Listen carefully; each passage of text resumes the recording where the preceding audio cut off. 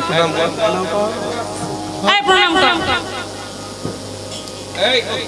ভালো করে প্রণাম কর ষষ্ঠাঙ্গে তোর এত বড় স্পর্ধা তুই এই জন্মে আমাকে মা বলে প্রণাম করছিস পর জন্মে আমাকে নিজের পত্নী রূপে চেয়ে নিচ্ছিস শোন আমি মন্ডলেশী আমি তোকে অভিশাপ দিচ্ছি আগত দাপর যুগে দৈব সত্য মন্বন্তরে যেই দিন আমি রাধা নাম নিয়ে আসবো সেই দিন তুই আমার স্বামী হবি সেই দিন তুই হবি তোর পুরুষত্ব আমি হরণ করে নিলাম বা মা বলে চরণে প্রণাম করলাম আর তুমি মা হয়ে সন্তানকে অভিশাপ দিলে শোনো মা কাঁদালে কাঁদিতে হয় শাস্ত্রে কথা কয় টিট ফর ট্যাট যেমন কর্ম তেমন ফল তুমি আমায় অভিশাপ দিলে আমিও তোমায় বলছি মা আমি যদি হরিভক্ত হয়ে থাকি আমি যদি ব্রাহ্মণ তনয় হয়ে থাকি আমি যদি একদিনের জন্য হলেও হরির চরণ বন্দনা করে থাকি আমি যদি এক জন্মে লক্ষ্মী নারায়ণের দর্শন পেয়ে থাকি আমিও তোমায় অভিশাপ দিচ্ছি মা আগত দাপর যুগে দৈব সত্য মন্বন্তরে যেই দিন তুমি রাধা নাম নিয়ে আসবে সেই দিন তোমাকে কেউ মা বলে ডাকবে না মা দুর্গা বলে মা কালী বলে মা মনসা বলে মা শীতলা বলে মা শারদা বলে কিন্তু কেউ মা রাধা বলে না এই অভিশাপের কারণে আরো একটা কারণ আছে পৃথিবী সৃষ্টির আগে সবকিছু সৃষ্টির আগে ওই যে গোলক বৃন্দাবনে শ্রীকৃষ্ণ আছেন গোলক বৃন্দাবনের কথা বলছি ভগবান শ্রীকৃষ্ণ আছেন তার অর্ধ অঙ্গ থেকে সৃষ্টি করেছিলেন বলে আরাধাইতি রাধা হয়েছিল সেই রাধা রানীর সাথে শৃঙ্গার হয়েছিল শৃঙ্গারের ফলে একটা ডিম্ব প্রসব করেছিলেন রাধা রানী ডিম্ব প্রসব করেছিলেন বলে প্রধান্বিত হয়ে রাধা রানী সেই ডিম্বটা ক্ষীরোদ সাগরের জলে নিক্ষেপ করেছিলেন সেখান থেকে ক্ষীরোদসায়িত নারায়ণের জন্ম হয়েছিল তখন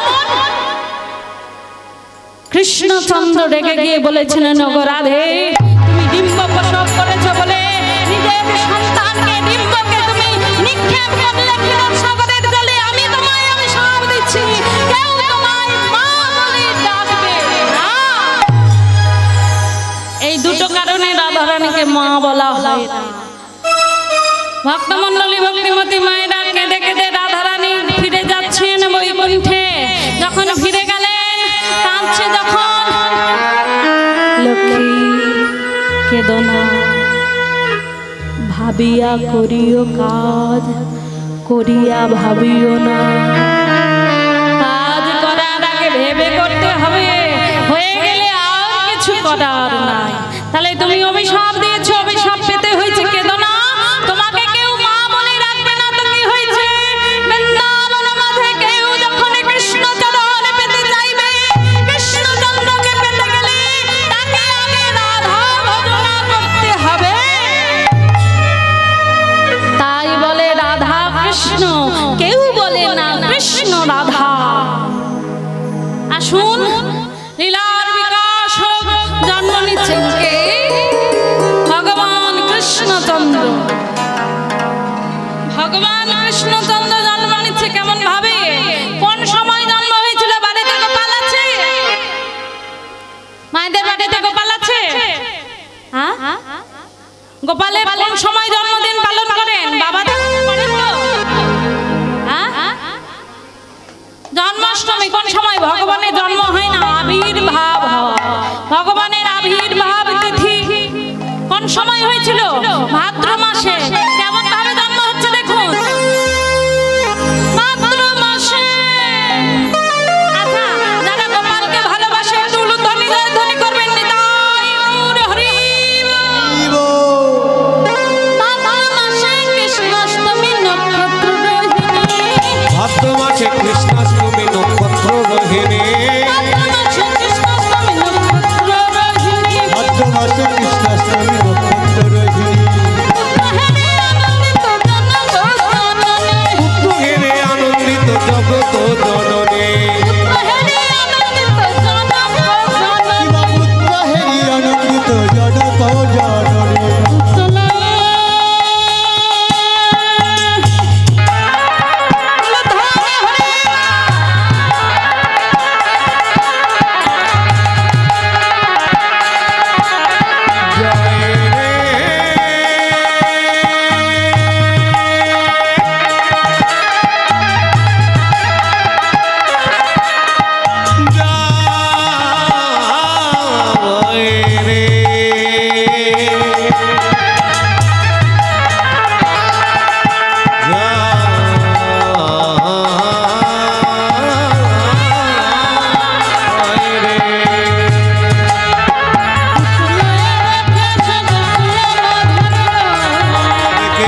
গোকুল মাঝারে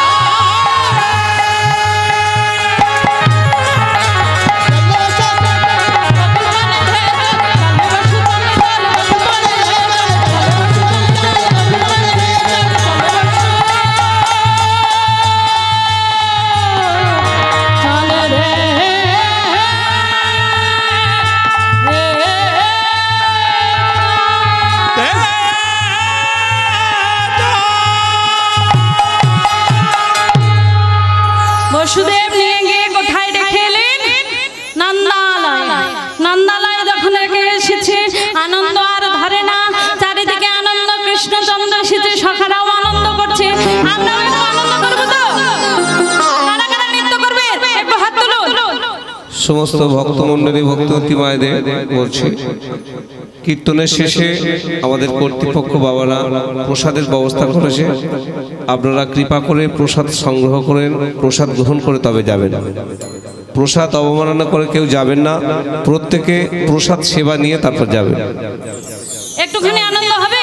নালি লাগাইব একটু ভজন হবে তাহলে সবাইকে নৃত্য করতে হবে কিন্তু সবাই বাহু তুলুন বাহু তুলে জয় জয় কানাইয়া লাল কি জয় জয় কানাইয়া লাল কি জয় কানাইয়া লাল কি ঘোড়া পাল জয় কানাইয়া লাল কি জয় কানাইয়া লাল কি হাতি ঘোড়া পাল জয় কানাইয়া লাল কি পাল কে কানাইয়া লাল কি ঘোড়া পাল কে হাতি ঘোড়া পাল কে বলে ধ্বনি জয় গৌর হরি সবাই মিলে বাহু তুলে তালে তালে করো তালি হবে তালে তালে করো তালি দিন চরবর চরবর আওয়াজ হচ্ছে মুড়ি ভাজা হচ্ছে একটু তালে তালে করো তালি হবে সবাই বাহু তুলুন এইদিকে বাহুগুলো উঠছে না কিন্তু বাহু তুলে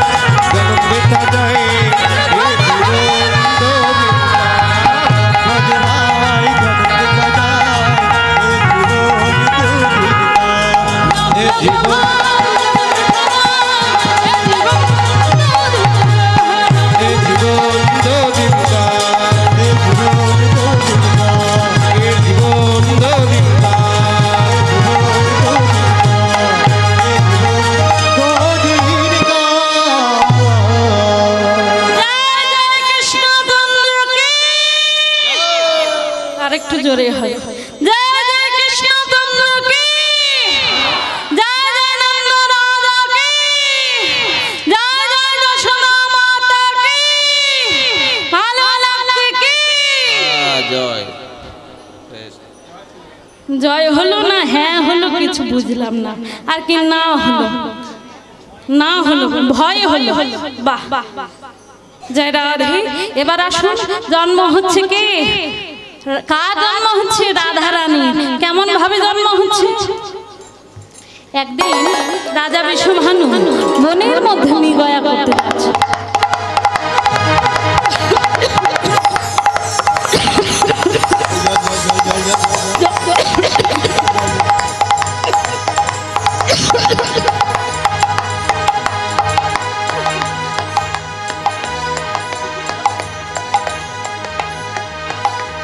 জল আছে?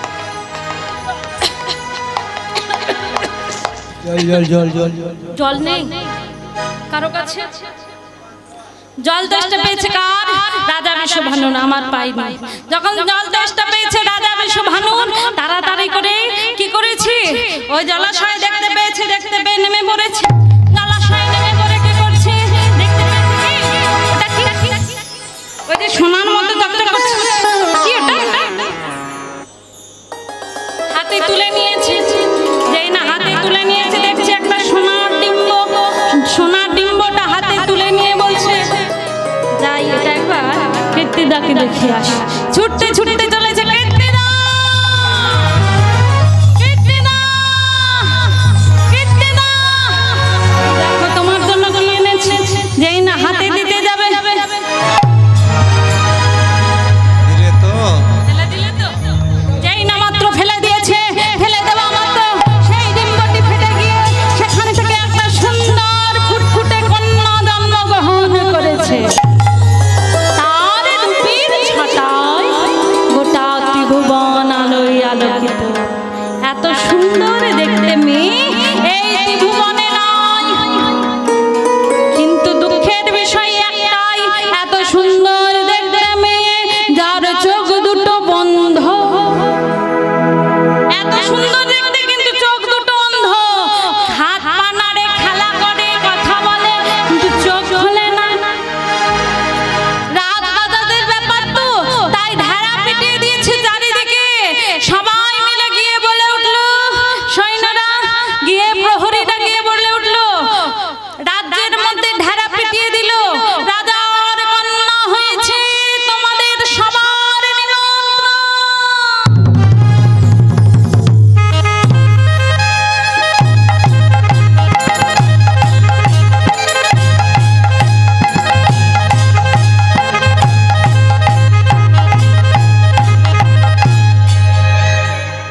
রাজার কন্যা হয়েছে, সবার নিমন্ত্রণ।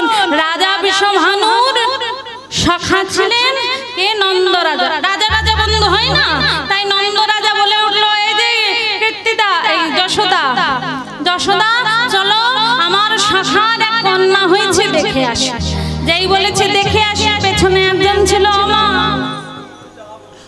আমি দাও, তোকে নিয়ে যাবো না, আমি দাও, তোকে নিয়ে যাবো না, আমি দাও। আরে তোকে যাবো না, যাবো না, যাবো।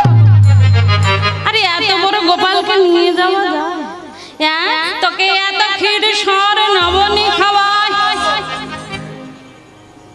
তুই এর বাড়ি ওর বাড়ি চুরি করে বেড়াস। রাজ রাজাদের ব্যাপারে সেখানে গিয়ে যদি চুরি করিস তাহলে মান সম্মান থাকবে? আরে এত করে কাঁদছে যখন, ওকে কোলে করে নে, কোলে করে নিয়ে যা। এত বড় গোপালকে কোলে করে নিয়ে যাওয়া যায়? আমি দাও। গোপালকে কোলে করে নিয়েছে মা, কোলে করে নিয়ে চলেছে। আর একটু উলুধ্বনি দেবেন নিতাই গৌর হরি। উলুধ্বনি, উলুধ্বনি।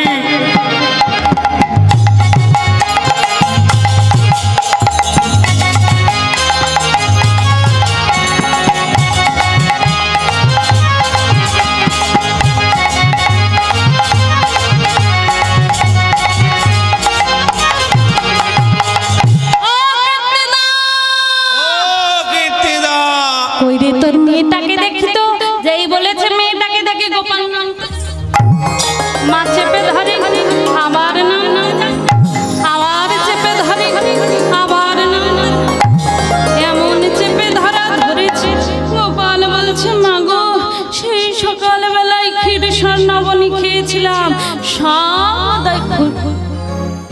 উঠে যাবে, কিন্তু তুমি কি দেখবে? দেখবো তো আমি যদি না দেখি সে চোখ খুলবে না। তাই কি করলো, মায়ের গলায় ছিল মণিমুক্তার হার, মণিমুক্তার হার টেনে ধরি ছিঁড়ে দিয়েছে। যেই না ছিঁড়ে দিয়েছে, ও মা, যেই ছিঁড়ে দিয়েছে, ওরে গোপাল তুই ছিঁড়ে দিলি। গোপালকে ঠুকে বসিয়ে দিয়েছে, বসিয়ে দিয়ে আপন মনে মতি কুড়োচ্ছে। যেই মতি কুড়োচ্ছে, গোপাল মনে মনে ভাবছে এই সুযোগে কি করছে, গুটি গুটি গুটি গুটি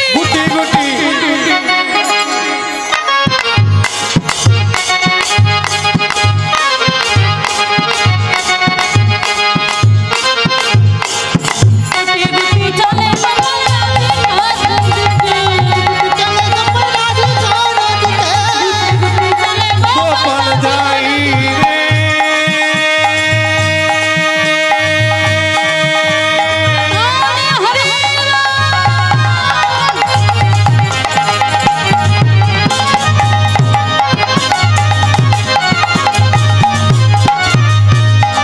রাধিকা গরপানে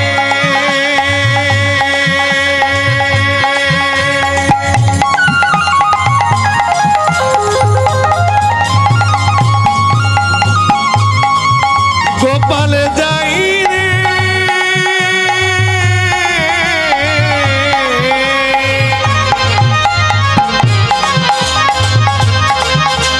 যাই রে,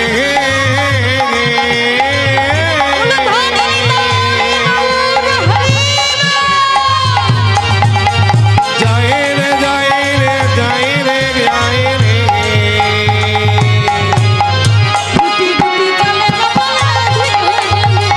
গুটি চলে গোপাল রাধিকার দিকে।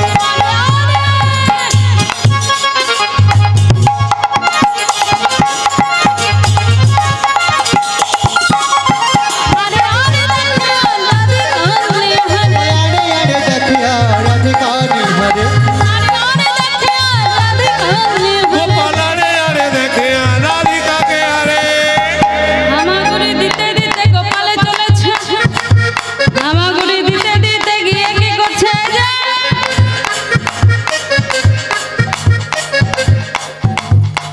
হামাগুড়ি দিতে দিতে এইভাবে মুখের লালাটা রাধারানীর মদনে পড়েছে। যখন রাধারানীর মদনে পড়েছে, রাধারানী অধরামৃত পান করেছে, পান করে এবারে বলছে কি,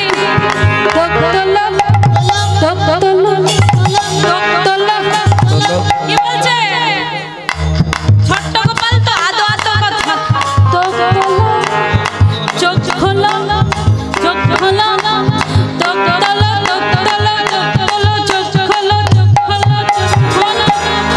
এই বলে কি ছুঁয়ে দিয়েছে, ছুঁয়ে দিয়ে বলছে, হ্যাঁ এই তো আমি এসেছি,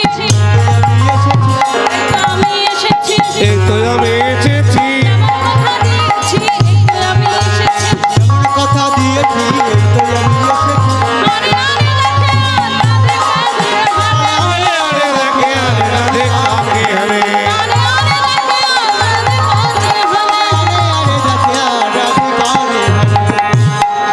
রাধারানীকে দেই না ছুঁয়ে দিয়েছে, ছুঁয়ে দেওয়া মাত্র কি হয়েছে, রাধারানী নয়নে নয়ন পড়েছে। এতদিন চোখ বন্ধ ছিল, এবার চোখ খুলেছে, নয়নে নয়ন পড়েছে।